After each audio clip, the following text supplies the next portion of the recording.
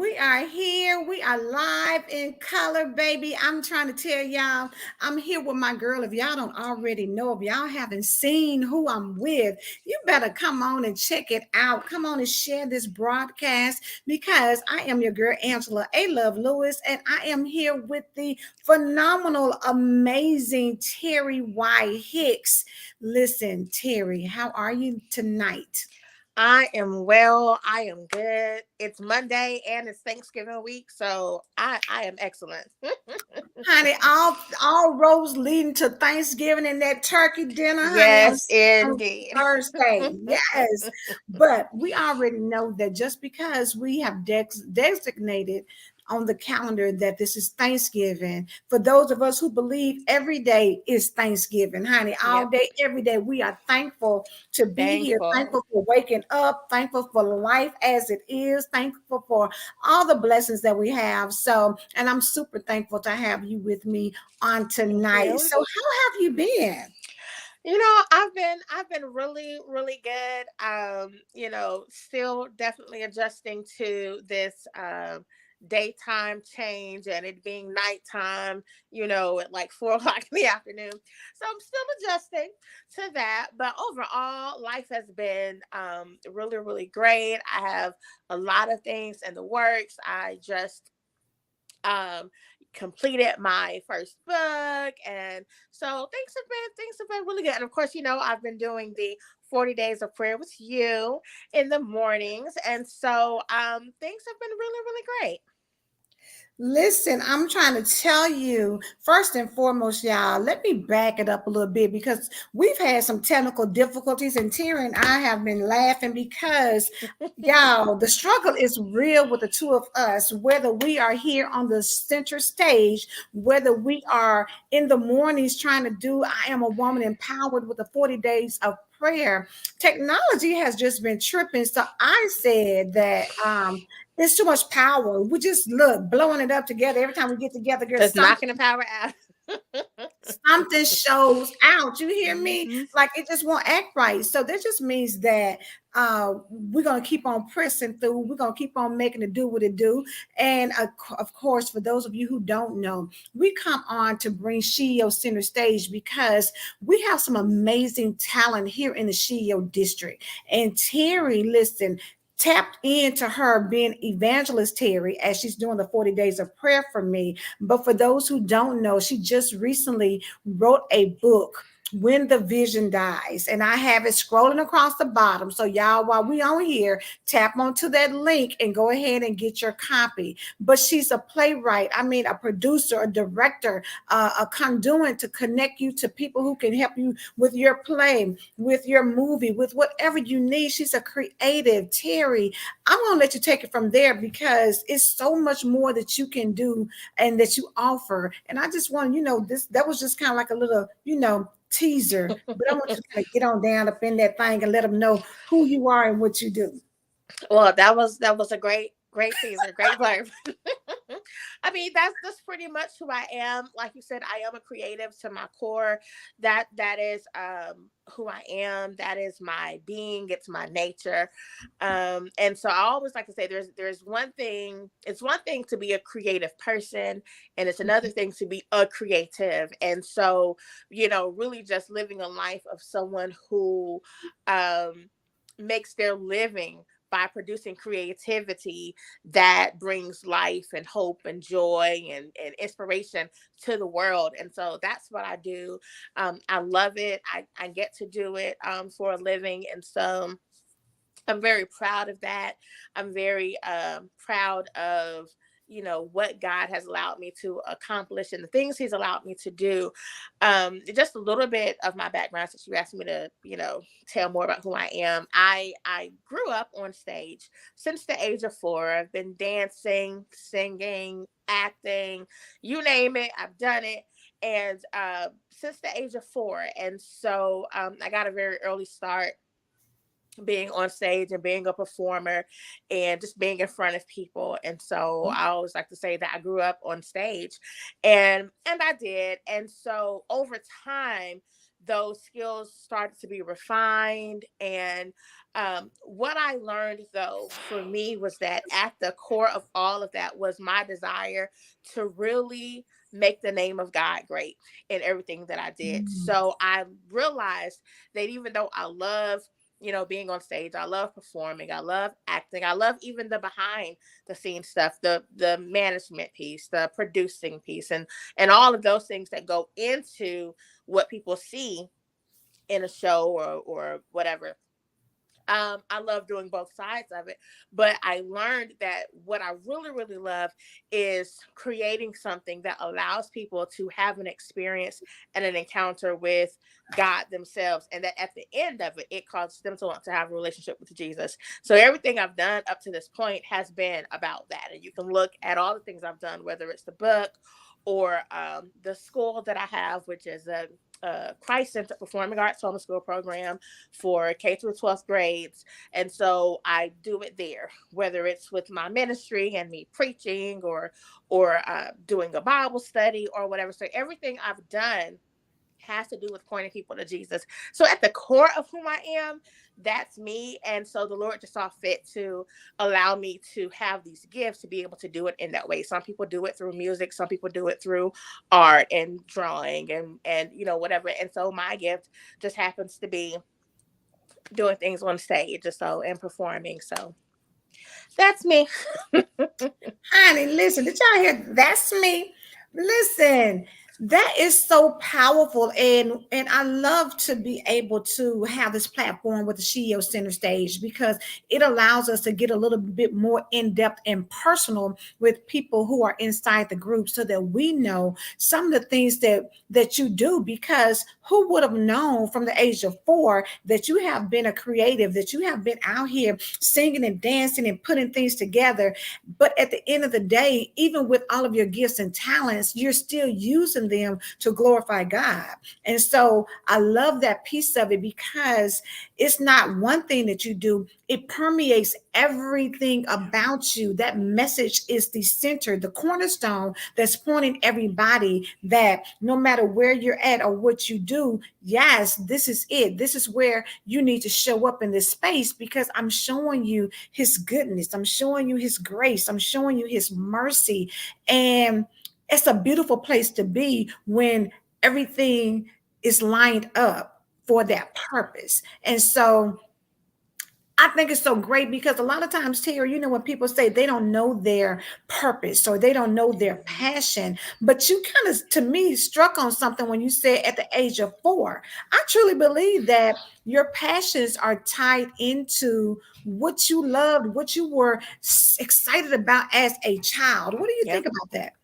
I think you hit the nail right on the head. That's something I often tell my parents, the parents of my students, because I believe the same thing, that those gifts and talents and those dreams that we have as children, that they're not there for no reason. That I truly believe that God put those there for us. And so as we grow up and you have a child that wants to be a teacher or wants to be a doctor or a police officer or whatever, they have those gifts and they have those dreams. And sometimes, over time things change. But when you have those that it just never changes and they are constantly talking about this is what I want to do and everything points to that, I believe that that is something that God has put on the inside of them, and it's up to us to nurture it. A lot of times we want to deter it because it's not what we want. Oh, I don't want you Yeah, to be a police officer. I want you to right. go and be a doctor. I don't want you to be a doctor. I want you to go and be a lawyer. And we kind of push what we want onto, those children. But I believe that when God put something in them, it's not going to go away. And so even as a doctor, if that's not who they were meant to be, they'll never really feel satisfied or fulfilled in that because it's not who they were called to be. And so it's kind of like when you have different puzzle pieces from different puzzles. And so it works when you have all the puzzle pieces for the same puzzle and put it together. But when you Yeah, start trying to take different puzzle pieces, even if it's shaped alike, even if they're the same color, if it's not for that puzzle, even if it looks like it fits in that piece, it'll never really fit because it was not meant to be in that puzzle. It's for this puzzle over here. And so, when we try to squeeze things and make them fit and they don't, I think that, that's kind of a slap in God's face, because he's saying, I put these things in you. I put these gifts and talents in you for a reason. There's a reason why you love to write. There's a reason why you love to dance. There's a reason why you love to sing. There's a reason why you love to draw. There's a reason why you love to work with your hands. And I think we owe it to ourselves and, to the children that we nurture and help to raise, that we let them find who they are, with that, and cultivate that versus trying to deter them from it. So I'm 100% in agreement with you. I love that you have brought it out to that degree, because, like you said, sometimes you see kids doing things and you're just like, you would be much better, going to school and getting a job and doing this, not realizing that when you are operating in your passion, when you are doing what God has called you to do, it will really sustain you, because he's equipped you with everything that you need. So if you just let it manifest itself and play itself out, and if you continue to, like you say, water it and do the things that you need to do to help it to cultivate and grow, that could be the game changer for what this child is meant to do here on the earth.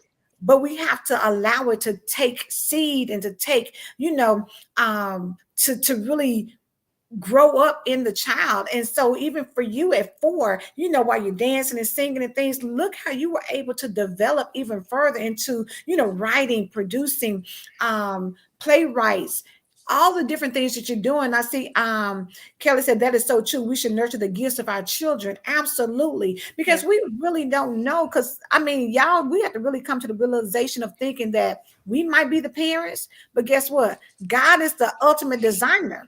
And so we got to trust him more than we trust ourselves. We got to trust him to say that I know that you know the plans that you have for my child better than I do. So rather than me go out and try to recreate the wheel and try to push this child somewhere else, because like you said, the puzzle piece may look good, but there's always a little bit, how they say sometimes you have to recalibrate. Well, if it's not there, it's going to need to be shaved down a little or something, but you're altering the piece to make it fit, and it's not a genuine true fit. So I love that, you've created a school where kids can come and be themselves and share their creativity. How long have you been doing that, Terrye? We are in year 6. So I've been teaching for, I think I'm coming up on year 17, year 18, something like that now. But as for in teaching, educating as a whole, because I've done it in different ways, but overall educating, I think coming up on 17 or 18 years, but I've had this program for 6 years. So we are in our 6th year going into our 7th year. Boom. Come on. Listen, that is so powerful to have that. And, sometimes people never know who you see every single morning. They're tapping into you as Evangelist Terrye, giving this word, this devotional, this prayer, and not even knowing the other side of that is that you're teaching these babies how to, express themselves creatively. So let's talk about When the Vision Dies, because that is your new book. So I think I saw somewhere that you posted that this has been an idea that's been going on for quite some time. Is that correct, ma'am? A whole lot of time. So I started writing this book 10 years ago. Wow. If you can believe it. Literally, it was 2012 when I started writing this book. And we're just now coming into the fruition of it being completed and done and, ready to go to publishing. But it was a 10-year process. And of course, I wasn't writing the whole 10 years, but it was like an off and on type of thing. I think the whole title of When the Vision Dies came alive in me writing this book, because it certainly was something that died and resurrected several times over the course of the last 10 years. But 2012 was when I first started writing this book. And it's such a testimony to say that delayed is not denied, and that he who starts a good work in you will finish it. You know what I'm saying? And so we have to really understand that sometimes what we think is our timing is not God's timing. And just because we don't finish it when we think we're supposed to doesn't mean it can't happen. And I love that that's your story, because you inspire so many people with pointing them back to Christ and telling them. And so it kind of sort of speaks to, sometimes we may, get caught up. And, Yep. and and we may think that we're getting ready to go this pathway, and then things change and you start doing other things, but he brings it back to remembrance. And now you're in a position where you can finish it. Can you share a little bit about what you're talking about in When the Vision Dies? Just a little bit, because they're gonna have to Yeah. buy the They book need now. to buy the book too. They gotta buy this book. But the book in itself is about what to do when a vision that you have received from God, when it seems like it has died. I know that a lot of people, a lot of books, preachers, things like that, motivational speakers, whoever, will talk about how to start a vision, how to pursue a vision. But I found that not a whole bunch of people are talking about what happens when you pursue the vision and you birth the vision, you build it, and then it dies. It flops, it fails, it falls apart.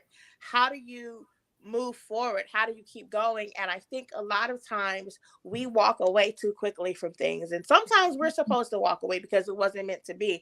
But like I said, those things that God gives us on the inside of us, when you find yourself keep going back to it, it won't let you sleep, it won't let you live, it won't let you just it's a constant reminder in your mind. I feel like that's God's way of saying, no, you're supposed to do this.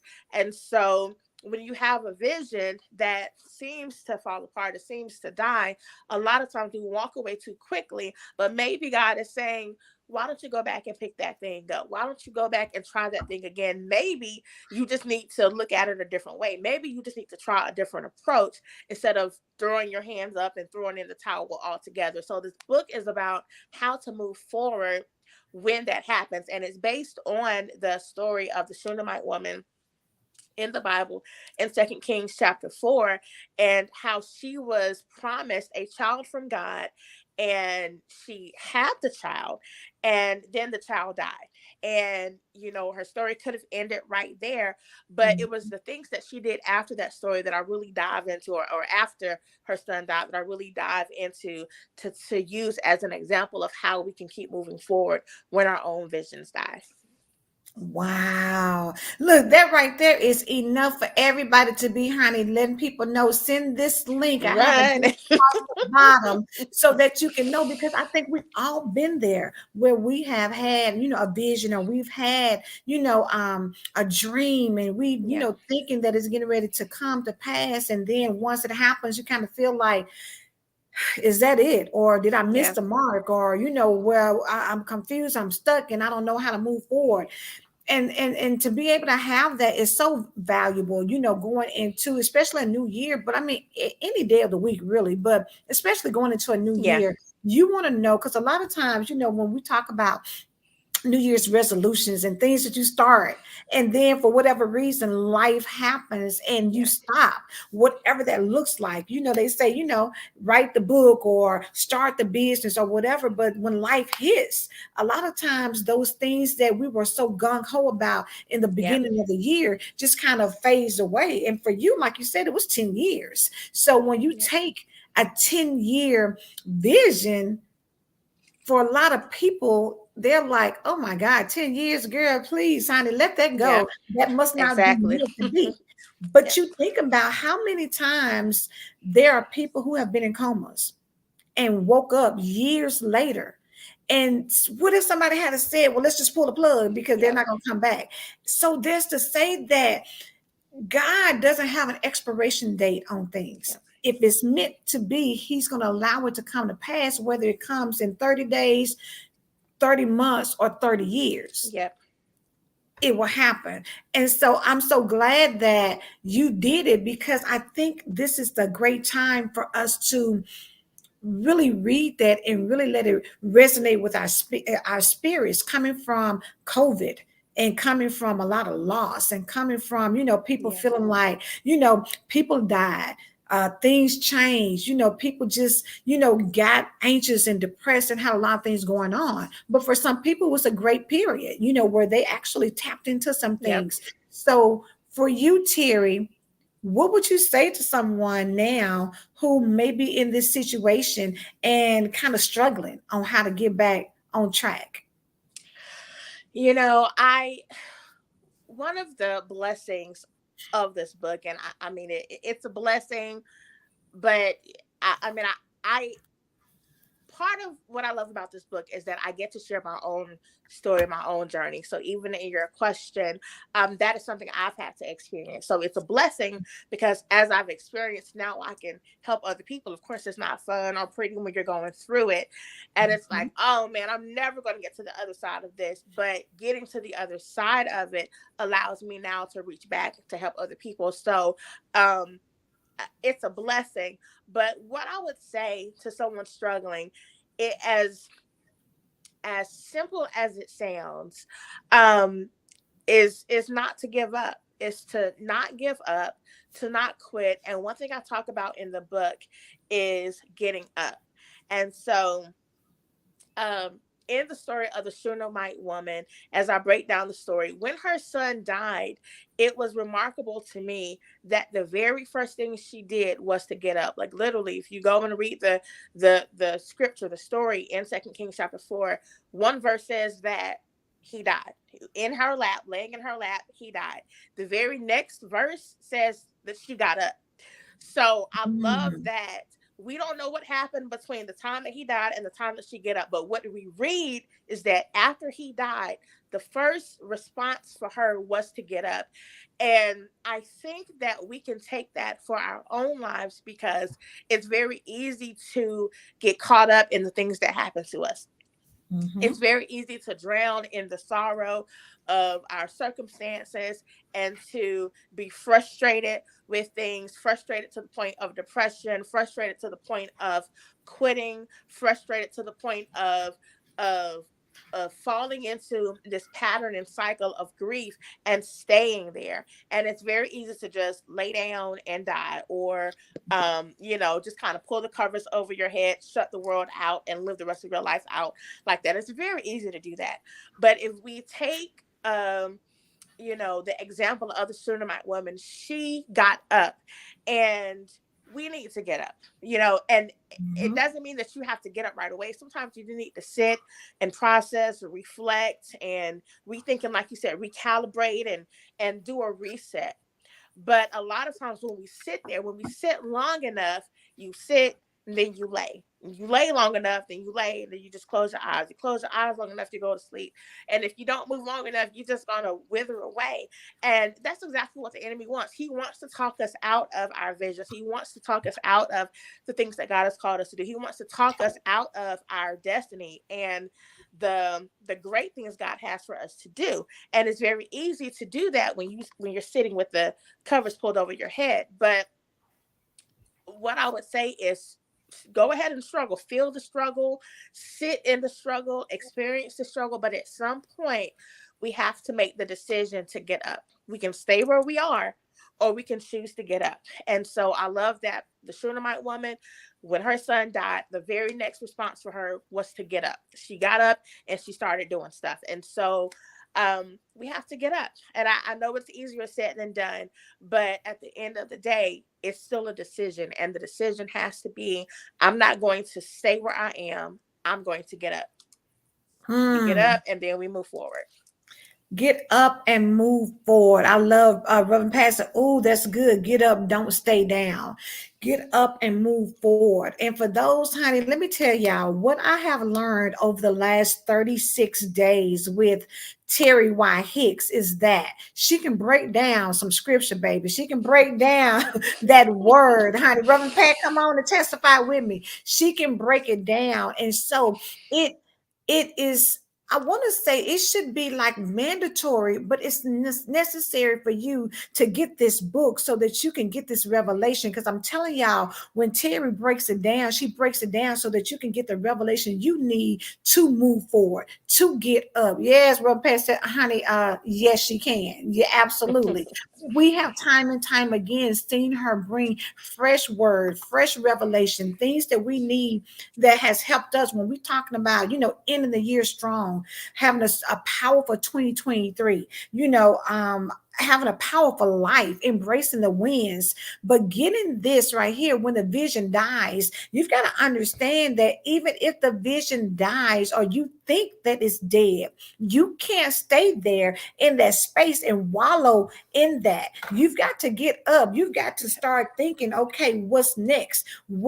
What's my next move? What's going to happen? But it's got to be something that is futuristic in thought process. And that is so powerful for us moving into a new year, and for us understanding the cycles of life, and that sometimes things happen to us and it may seem as though things are dead, but just like winter transitions into spring, there's Absolutely. always something that comes behind it. When you have a barrenness or a death or desolation or anything that can bring you down or cause you to stop or cause you to give up, continue to understand that as such is life, things still happen, because out of one barren season comes a season of Yes. newness and freshness and all of those things. So Terry, come on and throw it. Look, let me tag you in. Come on.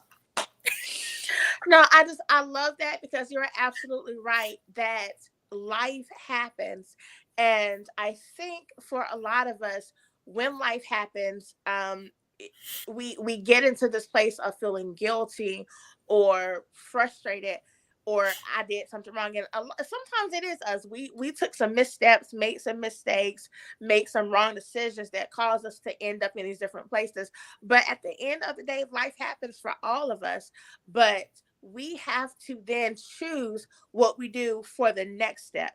Every day is a new day to get to make another decision. And Mhm. so whatever decision you made yesterday, today you get to make a new one.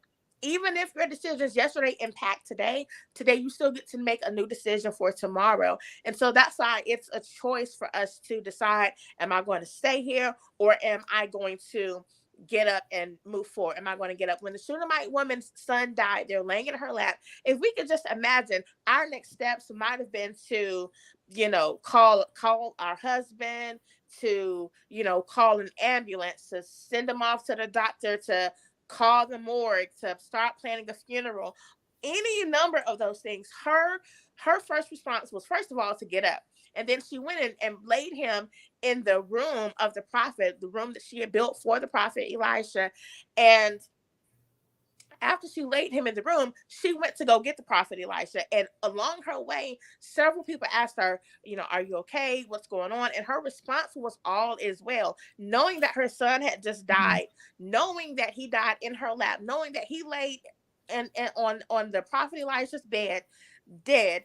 Her response was always well. Even when her husband asked, well, why are you going to see the prophet? This isn't the time that we normally go see him. What's up? Her response was, all is well. She didn't even let her husband know what was going on. And it could seem like deception, but the truth of the matter is there is wisdom in what she did, because she didn't need any type of negativity, any outside voices, outside opinions to affect her decision to move forward. Because I am certain that people would have talked her out of, are you crazy? Like, your son just Mhm. died. You should be doing Yep. this. You should be doing that.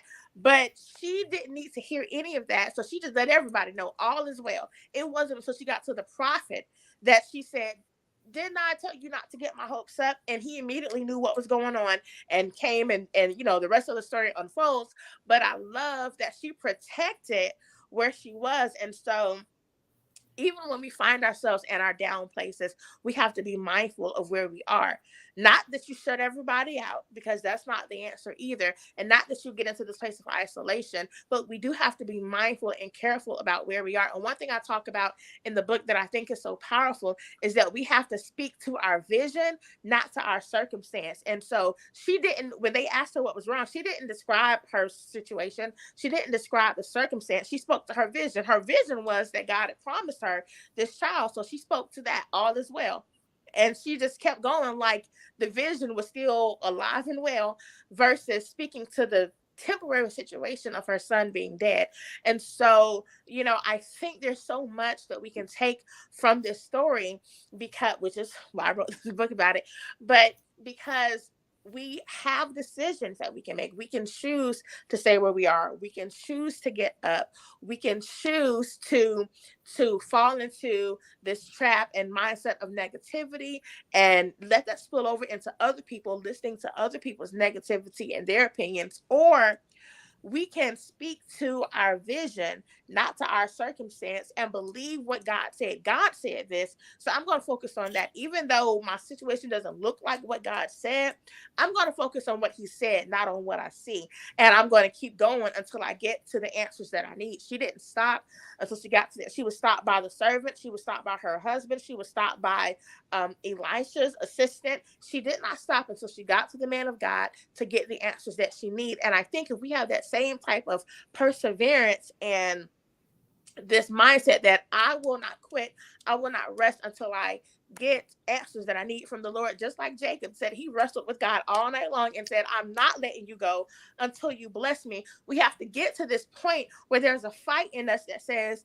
no, I'm not going to quit because God promised me this. God told me this was the vision he gave me. This was the destiny he had for me. This is what he called me to do. I'm not going to quit this. I'm not going to walk away from this. He told me to start this business. He told me to start this ministry. He told me to do this thing. He told me this was the person I was to marry. He told me this was the marriage we were supposed to have. He told me this is the thing I was supposed to do. Whatever it is that God has spoken to us, whatever that promise is, whatever that vision is, we have to have a certain tenacity and perseverance to keep pushing. No, I'm not going to let go until you bless me, Lord, because you said this. You gave me this.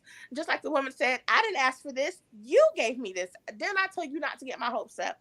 But you gave me this. And so because you gave me this vision, I'm trusting you to keep this vision alive. And so we got to get that same kind of fight about us, that same kind of tenacity and perseverance about us that says, no matter what I see, I'm going to stick to what I know, which is what God told me.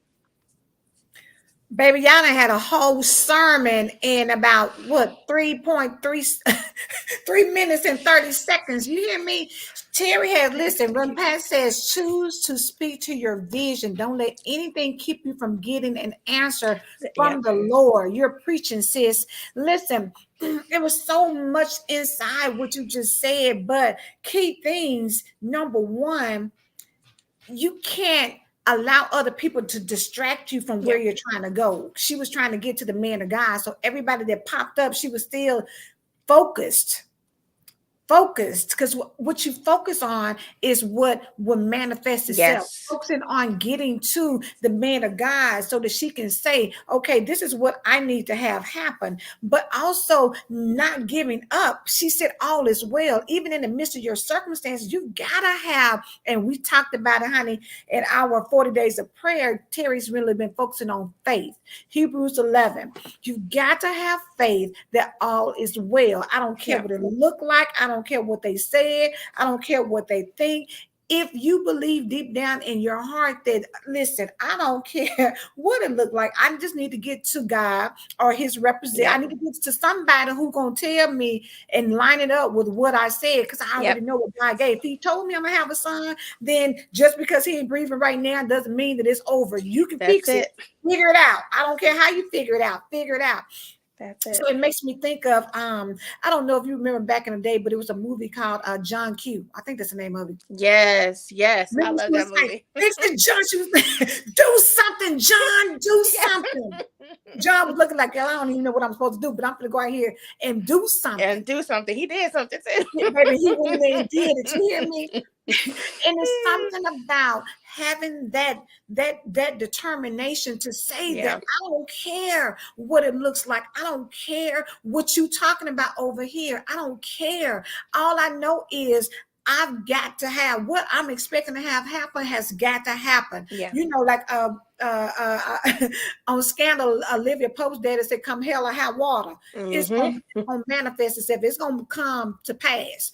We've got to have that in our lives. We got to stop being weak. We got to stop being so, just letting things slide and just let it pass and just not fight for it. Some things are meant for us to have that in our spirit to go for. to be courageous and to move forward no matter what. And when you have that, those are the people that you see who get mentioned in the Bible. Like the woman with Yep. the issue of blood, she didn't stop until she touched the hem of his garment. She was just Yep. like, baby, I might not be able to go and stand up in front of him, but guess what I'm going to do? I'm getting ready to touch this because something's going to have to happen. Something's going to transform from him to me as soon as I touch it. She just had that belief. So for us, Terrye, y'all go to her site, terryhicks.com. Get this book, get this understanding of the principles, because she's telling you disciplines of how to Yeah. live your life so that you can have the life of abundance that God called you to have. The tenacity, the focus, the drive, the being able to watch what comes out of your mouth. You can't speak death to positive things Yeah. and expect it to continue to go well, you know. And we're our own worst enemies because we are so quick to give up on something, or talk negative about it, or get around other people like, yeah, I knew it wasn't going to work out. Yep. Really? Wrong answer. All is well. All is Regardless of well. what it's like, all is well. So, Terrye, let me ask you this. For people who are creatives, I know that means you've got so many things, ideas floating around in your head. How do you stay focused to get things done? I might not be the one to answer that. Honestly, I might not be the one to answer that because you and other creatives will understand completely when I say this, that sometimes, like for me, there's like a beauty in the chaos, and I just kind of Mhm. do a whole bunch of stuff at one time to get things done. I mean, when I have to sit and focus, like when I'm doing a play or whatever, and I have to focus on that one thing to get it done, or like this when I have to finally focus in and hone in on finishing the book to get it done. I know that my author, coach, and editor was probably sick of me and probably cussing me out in her head because she had to keep me focused because I got 50 million other things going on. And and I keep saying that I might get tested for adult ADHD because I really do like get, distracted easily. I mean, it's funny, but I'm like, I think there's something to this. But one of the things that helps me is keeping the end in mind, and understanding that there's always a purpose connected to what I do. I try to make sure that when I do something, that there's purpose connected to it, that I'm not just out here willy-nilly just doing. So I don't say yes to everything. Even though I do a whole bunch of things, I'm very mindful of what I say yes to. And does this line up with my purpose? I told you that my purpose is to connect people to Jesus, to point people to Jesus, and to help people to have an encounter that will cause them to want to develop their own relationship with God. So if it's not that, or connected to doing that, I'm probably going to say no to it because it doesn't help me to fulfill that purpose. But for the things that do, I try to be mindful of the purpose that's connected to it, the people that are connected to it. And then I'm very, very big on planning and calendars and doing things like that. So I'm really into using my planners and my calendars. I have my digital one, of course, that I kind of put everything in so I can see it at a glance. But then I have a physical one. And for me being a creative, and I love to like put my little stickers in and make it look all vision boardish and whatever I need to do that helps me. So I feel like the answer to that question would be to find what works for you. It's not a cookie cutter thing that fits for everybody. And for me, because I am kind of doing so many different things, what helps me is to be able to see things. I love to-do lists. Every morning, every night, I create a to-do list for the next day of what absolutely has to get done the next day, and then the things that like I maybe want to get done. And so I focus on that, and I do that every day. And so doing that, having my to-do list, having a calendar, having a planner really, really helps me to stay focused, and knowing that the things that go on those to-do lists are things that are helping me to feel like I am completing my purpose. I am connected to my purpose. And so I'm not just taking on a whole bunch of random assignments or random engagements or random things that other people want. I make sure that it's connected to what I'm supposed to do. I pray about everything. And if I don't feel settled in doing something, I'm not going to say yes to it. And the things that I do say yes to, like I said, they go in that calendar. Then I make it all colorful and pretty and cute and stuff. And it helps my mind. So I feel like the answer to that is it's whatever works for someone else. You do have to take some time to find what works for you. That does take time. You got to figure out what works for you. I'm very big on, it's kind of weird because I am very much a flower child, very much takes the colors of the wind type of person. So it's kind of weird, but routines matter to me. When I do too much of a routine, I get bored real quick. So it's weird, but routines help me to stay focused on getting things done. So having a nightly routine, having a morning routine, and times where I'm really focused on pushing something out, like the book or like a play or, a project at school or whatever, I make sure that I'm in my routine so that I can get things done. So I don't know if that helps somebody or not, but that's what I do.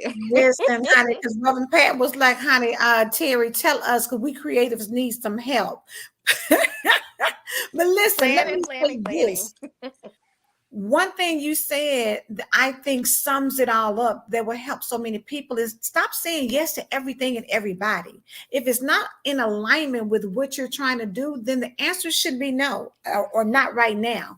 We've got to, really start realizing that it's not for us to say yes to everything and everybody. And when you can confidently say that, okay, does it line up with what my purpose is? Is it part of what my intentional move is for this day? And if it's not, then that's not, yes, no, it's okay to tell somebody Yeah. no, and be okay with that, Yeah. because in order to get to where you're trying to go, so many things can pop up. And if you're stopping, like, and it's like popcorn, and if you're stopping every time trying to get stuff done for everybody else, you're delaying what actually needs to be done for you. Yeah. So I love all of the things that you've said. Say no with grace and mean it. Yes. Yeah. Whoever said that, I'm sure Reverend Pat. Say a no with grace and mean it. Yes, And mean ma'am. I it. love that.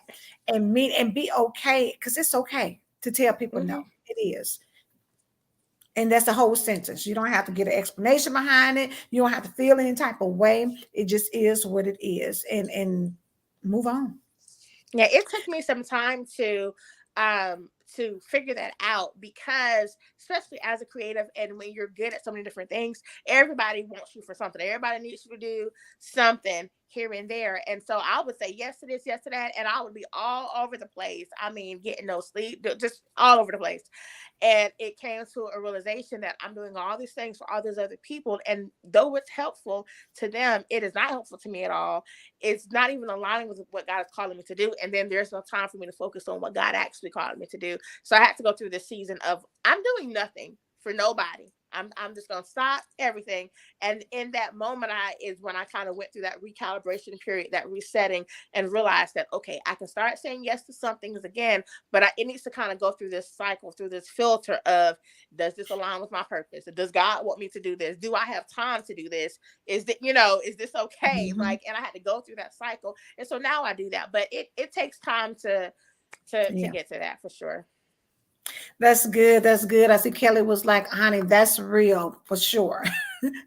When you have to go through that process. So, Hmm. Terry, again, this is SheEO Center Stage, and it's really about giving people an opportunity for you to get to know who they are. Because I think sometimes when you know a person's passion, when you know how people think about the things that they do, it allows you to connect to them better. So now that people know, especially people who are, really believe in God and really, want to connect to someone who whole purpose is about directing people back to him. Now maybe I want to get this book, or now that I know that, okay, I've had a vision that, I think has died, and if it took Terry 10 years to do hers, maybe there's hope for me.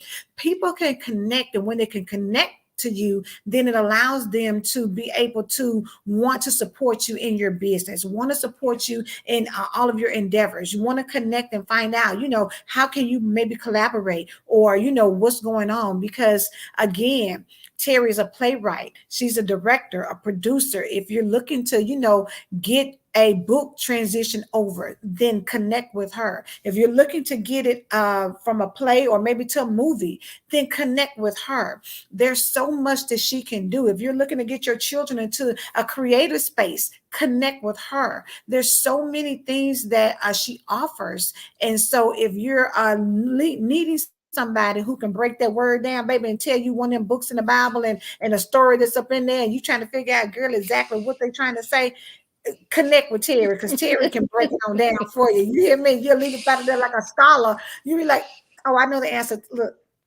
let me help you with Moses and tell you what really going on. Because she can do it. You hear me? She can do it. Terrye, what else before we end the broadcast? What do you want to share? What do you want to leave with people, whether it's about the book or about, anything else that you're doing or just life, period, whatever you want to share? I think the main thing is just going back to the point that it took me 10 years from the time I started writing this book up to this point where we are now, where it's literally being published right as we speak. And so um it took 10 years. And so throughout those 10 years, a whole bunch happened. Life happened, lots of transition happened.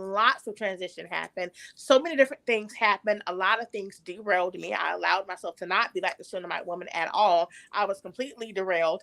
Okay. So I wish I had, really taken hold of her story before that time. But hey, so I, was completely derailed and a lot of things happened. And then I found myself in this space of knowing that God had called me to do more. And so I started focusing on the other things like writing the plays. Between the time that I started writing the book and now, I have written and produced 3 major productions and done several others for some other folks, but of my own, I have written and produced 3 major productions, and I wrote 2 other books that aren't released yet, but I wrote 2 other whole books, and I did all kinds of stuff. I wrote a movie, a screenplay for a movie, and just did all kinds of other things. Started the school, started other businesses, started a ministry, helped other people to develop their ministries. My point is that God told me to do that one thing. And between the time he told me to do that one thing and now, I did all these other things, but the book kept coming back to me and it kept coming back and would not leave. And I finally realized that it kept coming back to my mind because it was something that I had to do. It wasn't just something that I wanted to do or I thought it would be a cute little idea for me to write a book. I'm a writer by profession, so it wasn't like I just had to write and get it out. I do that anyway. So there was something about what God wanted me to get out into the earth that I had to put into this book.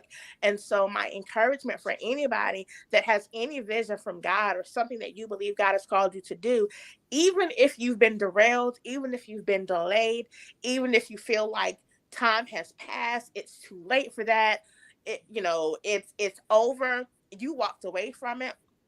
My encouragement to you and my prayer for you today is that you will go back and pick that thing back up. Pray about it. Ask God if that's something that he wanted you to do. If that thing just won't leave you, I feel like that's kind of those little God winks where God is saying, pick that back up. I want you to do that. I need you to do that. People need that particular thing, and I need you to do it. And pick it back up. Don't let the time be a factor. Don't let all the other things that you've done be a factor. Don't let all the other distractions be a factor. Do what God called you to do, no matter how long it takes, because there is something that is on the inside of you that other people need. And there are blessings and favor and other people's breakthroughs connected to what you have to say or what you have to do, the thing that God has called you to do. Other people's destinies are tied up into that. So the longer you delay because you're afraid to move forward, you're holding somebody else back. And we don't want to do that. We need everybody to be where they're supposed to be. And so my encouragement is that you would get up and move forward. Boom. Come on, get up and move forward. I see Ilyasa joining us. Hey, Ilya, she was saying it was larger than you and that you got to keep going and just do it. And I'm so grateful that, you were able to continue to do so because this book is going to be a blessing, already just in the tidbits that you shared. It was enough nuggets just in this little bit of time for people to get what you gave them until the book is ready for them to read it, to run with that. So be careful with what you say because all is well. All Be is well. careful of who you tell stuff to, because everybody doesn't need to know what's going on in your situation. Yeah. Bypass all the extra people and go straight to God and tell him, because he's the one that's going to be able to help you. Yep.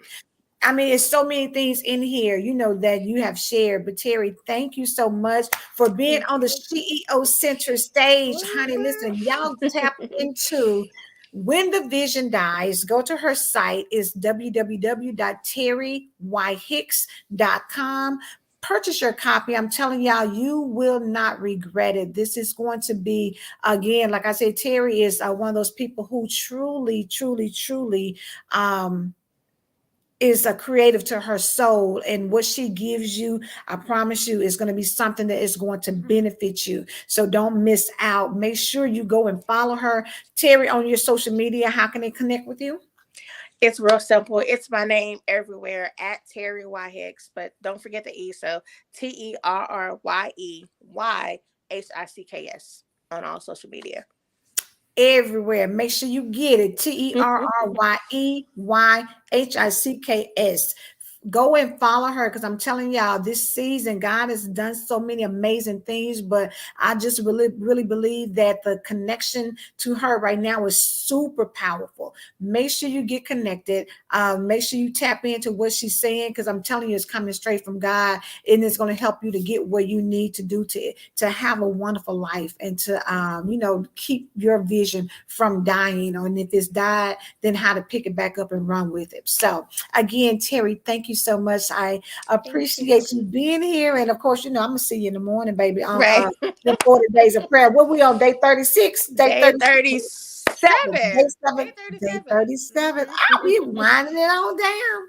All right, Mhm. y'all. Take care. Be blessed. Have a good one.